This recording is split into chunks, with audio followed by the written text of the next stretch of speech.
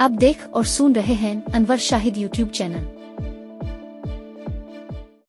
Pakistan steel क्या दोबारा चल पड़ेगा? कौमी इदारा क्यों तबाह हुआ?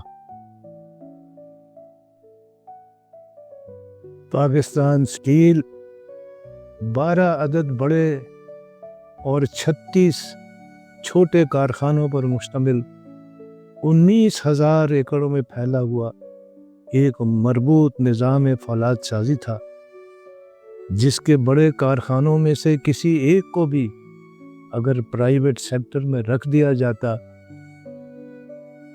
तो भी वो मुल्क में सबसे बड़ा कारखाना शुमार होता। बड़े कारखाने तो सबसे बड़े थे ही, इसके छोटे कारखाने भी प्राइवेट सेक्टर के बड़े बड़े कारखानों के बराबर थे। बिन कासिम की बंदरगाह पर पाकिस्तान स्टील की अपनी बर्थ थी, जहां मादनी लोहा लाने वाले जहाज लंगर अंदाज हुआ करते थे। भारी सामान की नकल हरकत के लिए अपना रेलवे डिपार्टमेंट था, जिसके 12 डीजल इंजनों की नकल हरकत के लिए बिछाई गई रेलवे लाइन की लंबाई 75 किलोमीटर थी। सैकड़ों गाड़ियों पर मुश्तमिल ट्रांसपोर्ट डिपार्टमेंट था, जो शिफ्टों में मुलाजमीन को लाने ले जाने के लिए दिन रात सरगर्म अमल रहता था। यही नहीं, बल्कि हेलीकॉप्टर के उतरने के लिए एक हेलीपैड भी था। 4,000 मकानों पर मुश्तमिल स्टील टाउन के अलावा 6,000 मकानों की एक और बस्ती गुलशन हदीद के नाम से बसाई गई थी, जिसमें कारकुनों को मालिकाना हुकूक के साथ आसान किस्तों पर मकान दिए गए थे। पाकिस्तान स्टील के अंदर ब्लास्ट फर्नेस से लेकर स्टील टाउन तक मुख्तलिफ हिस्सों को 110 किलोमीटर लंबी सड़कों ने एक दूसरे से जोड़ा हुआ था। गोया हर लिहाज से खुद कफीर ये छोटा सा जदीद शहर था, जिससे 20 किलोमीटर के फासले पर कराची एयरपोर्ट भी ज्यादा दूर नहीं था। फौलाद साजी का ये वसी व अरीज निज़ाम मुल्क के ऐवान इक़्तिदार में उतार चढ़ाव के सबब अदम इस्तेहकाम का शिकार होकर रफ्ता रफ्ता कमज़ोर पड़ा और फिर दम तोड़ गया। इसे रवा दवा रखने के लिए जब कुछ से कुछ न हो सका तो निजी शोबे के हवाले करने की भी कोशिशें की गईं, जिनमें यार लोग इस हद तक चले गए कि निजी शोबे के लिए काबिल कबूल बनाने की खातिर रज़ाकाराना रिटायरमेंट स्कीम के तहत 9,000 से ज़ायद मुलाजमीन को बैक जुम्बिश कलम मुलाजमत से फारिग कर दिया गया।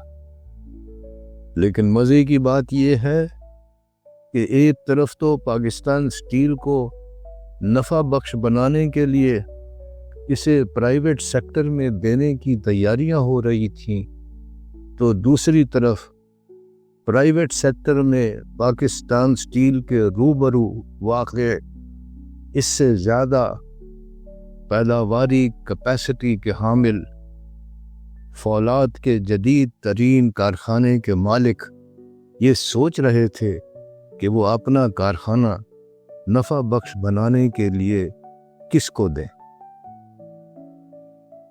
है ना दिमाग चकरा देने वाली बात, जिसके बारे में आपने शायद कभी सोचा भी ना हो। पाकिस्तान स्टील के मुलाजमीन की जिस ज़माने में छांटी की गई, उन दिनों पूरी दुनिया में फौलाद की सनत को बहरान का सामना था, जिसके नतीजे में बरतानिया समेत कई मुल्कों में फौलाद के बड़े बड़े कारखाने बंद हो गए थे।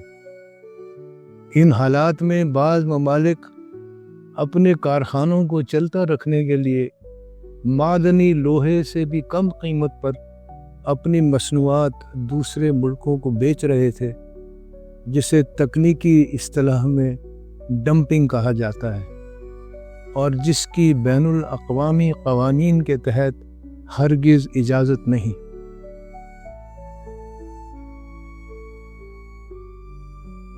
ڈمپنگ کے معاملے کو سمجھنے کے لیے آسان الفاظ میں یوں بیان کیا جا سکتا ہے کہ بین الاقوامی مارکیٹ میں روٹی آٹے سے بھی کم قیمت پر بک رہی تھی۔ ان حالات میں اگر سٹیل مل کے تمام ملازمین کو بھی نوکری سے نکال دیا جاتا تب بھی نقصان سے نہیں بچا جا سکتا تھا۔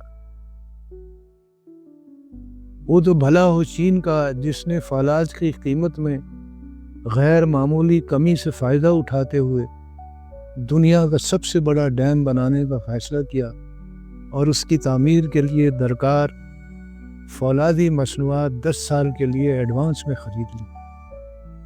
چین کے اس فیصلے سے گویا بھونچال سا آ گیا۔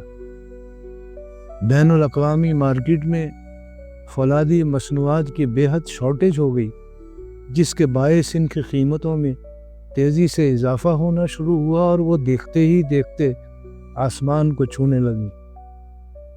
فولادی مصنوعات کی قیمتوں میں غیر معمولی اضافے کا اندازہ اس بات سے لگایا جا سکتا ہے کہ پاکستان سٹیل میں خالص فولاد سے تیار کی جانے والی بلٹ کی قیمت، جس سے سریا بنتا ہے، 20,000 روپے فی ٹن سے 80,000 بلکہ 1,00,000 روپے فی ٹن تک پہنچ گئی۔ چھپر پھاڑ کر ملنے والے اس موقع سے پاکستان سٹیل نے پورا فائدہ اٹھاتے ہوئے 7 سال میں 35 ارب روپے منافع کمایا۔ لیکن افسوسناک بات یہ ہے کہ قوم کو منافع کی اصل وجہ بتانے کی بجائے یہ ظاہر کیا گیا کہ منافع ملازمین کی چھانٹی سمیت انتظامی امور بہتر بنانے سے ہوا ہے، جو صریحاً غلط بیانی تھی، جس سے قوم کا اعتماد مجروح ہوا۔ قوم کے سامنے یہ بھید اس وقت کھل گیا جب 2008 میں بین الاقوامی مارکیٹ میں حالات پلٹنے پر پاکستان سٹیل کو اسی افرادی قوت کے ساتھ اور انہی نام نہاد بہتر انتظامی امور کے ساتھ 26 ارب روپے کا نقصان ہوا۔ تب شرمندگی سے اپنا منہ چھپانے کے لیے ایک اور غلط بیانی کا سہارا لے کر یہ نقصان کرپشن کے کھاتے میں ڈالنے کی کوشش کی گئی۔ اگلی قسط میں جانیے پاکستان سٹیل اور تواقی سٹیل کے درمیان سمجھوتا کیوں اور کس مجبوری کے تحت ہوا۔